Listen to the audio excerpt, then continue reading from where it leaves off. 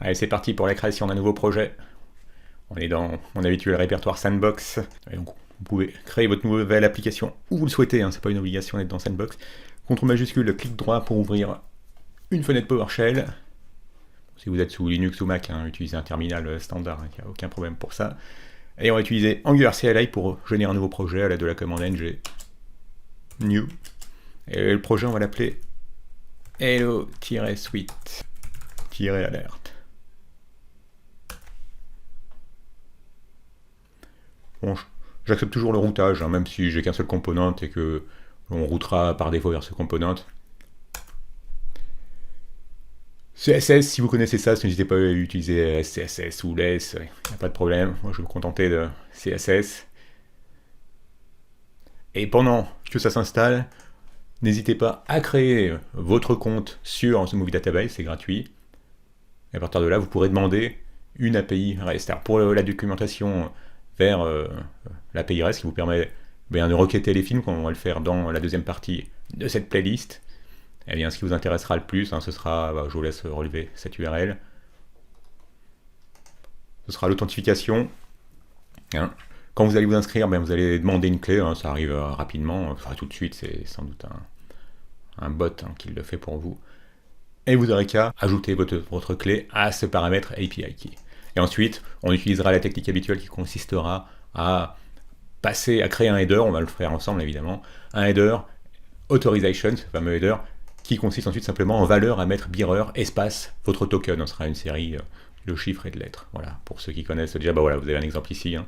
Voilà à quoi ressemblera le custom header qu'on va envoyer, donc pour confirmer qu'on a le droit de faire une requête vers ce Movie Database. Donc vous aurez cette valeur de header authorization, espace, et en valeur plutôt ce sera bearer espace le token que vous aurez obtenu. Donc pour ça, n'hésitez pas à demander votre clé, parce qu'évidemment je ne vais pas vous révéler la mienne, parce que je ne sais pas quel est le quota, hein, c'est pour ça, c'est gratuit, mais bon, on est sans doute limité à un certain quota. Est-ce que ça a fini d'installer pendant ce temps? Non, donc je vais mettre sur pause, et puis pendant ce temps, je vous disais, n'hésitez pas à créer votre compte sur The Movie Database. Et voilà, si vous êtes accueilli par un message de succès, d'initialisation avec succès de Git, eh bien c'est que tout s'est bien passé. Vous avez votre nouveau projet, on est le 14, c'est bien ça, c'est bien lui. Alors en ce moment j'utilise VS Codium. Alors ça c'est nouveau grâce à un autre étudiant l'année passée. Comme quoi on apprend autant du formateur, on apprend également de ses étudiants. Tout simplement parce qu'avec Visual Studio Code ces derniers temps, j'ai des problèmes d'intelligence. J'ai eu beau désinstaller, réinstaller, virer des extensions, remettre, bon. Si bien que je suis passé à VS Codium, vous remarquez que c'est exactement la même présentation que VS Code, hein. Il n'y a que cette icône qui change. Pour le reste c'est les mêmes raccourcis, tout marche. Donc vous étonnez pas, hein, vous pouvez utiliser votre Visual Studio Code sans aucun problème. Alors on va commencer par se créer un component. On va simplement aller de ng, g pour generate, c pour component, et ça va être un home component tout simplement. Voilà, ça nous a créé un component qui s'appelle home component, et au niveau du routage, dans app-routing.module, on va créer une route qui correspondra à l'affichage de ce component, hein, ce sera sur le chemin racine. Ce qu'on voudra afficher, c'est ce tout nouveau component,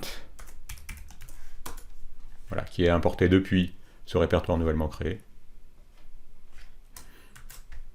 Et enfin, ce qui mettra un terme à notre configuration, on va dans app.component.html et on va pouvoir supprimer tout ce contenu ici par défaut, qui ne nous intéresse pas, on veut juste garder le routeur outlet.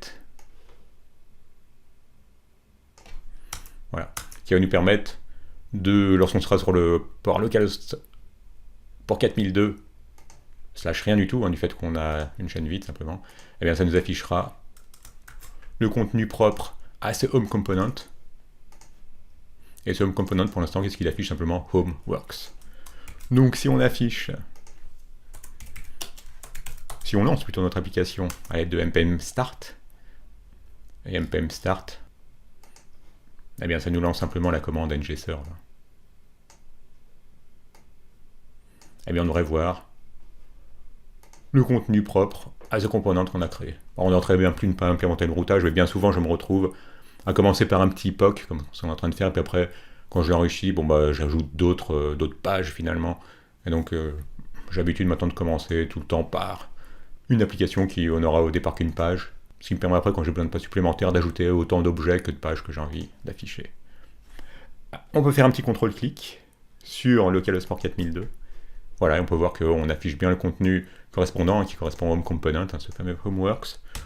Avec F12, on affiche la console. On peut voir qu'il n'y a pas d'erreur.